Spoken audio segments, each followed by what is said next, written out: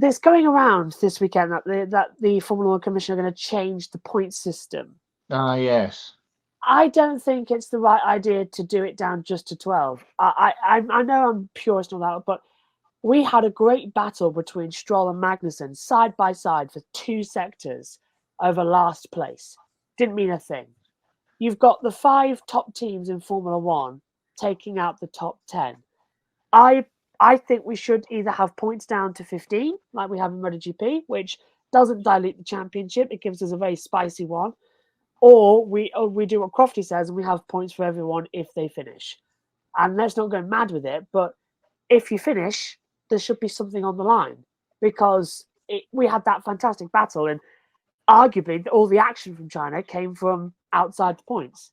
So I don't know. It's a weird one because unless you retire, the top 5 teams, which are Red Bull, Mercedes, Ferrari, McLaren, Aston Martin, they're going to be inside the top 10. So it's only really if Lance Stroll buggers up somewhere that Tsunoda or Ricciardo is going to go in. And that's exactly what happened because Stroll buggered up. He did the Taylor Swift line and went into the back of Ricciardo. So, yeah.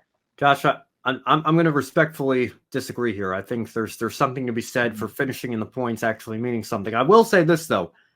If you give us Andretti and one other new entry, supposedly there were a total of 4, you let 2 of them in, I wouldn't have a problem going down to 12. You still have 50% in the field. And then, Great. I think that makes sense. But let Andretti in first. I think everybody knows where I stand on that. But to your point as well, I don't think that those, they're not, I get what you're saying about it's all for nothing because there's no points on offer. But, particularly in a year where you have a very clear top 5 and a very clear bottom 5, even if they're tied on 0, the count back goes to how many 11th place finishes do you have? And then how many 12th place? how many?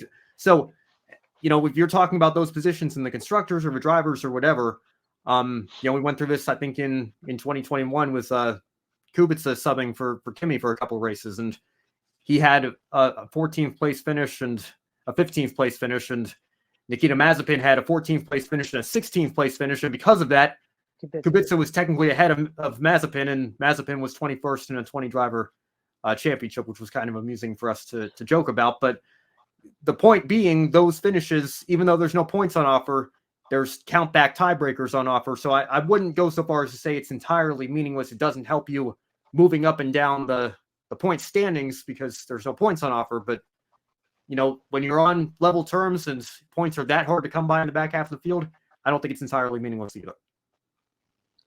But as a counter to that, you would still then have the basic system. Nothing would change because nothing would change. If you awarded points down to everybody, nothing would change in the driver standings because you're still going to have the top 5 teams at the top.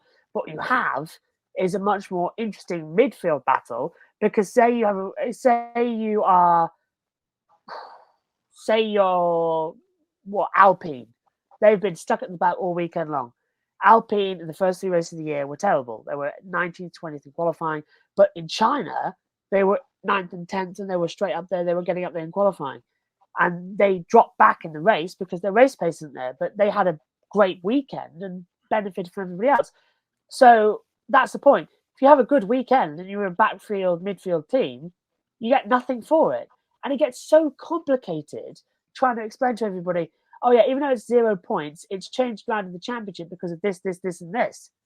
So if you have points for everyone, it doesn't change the overall standings because 9 times out of 10, you're still going to have the Alpines at the back finishing 19th and 20th, picking up 1 and 2 points. So it doesn't change anything. All it does is it gives us an easier way to pick out the championship running order. And it's only if you finish the race. So if you DNF, it really puts the hammer on. You've lost out here big time on points.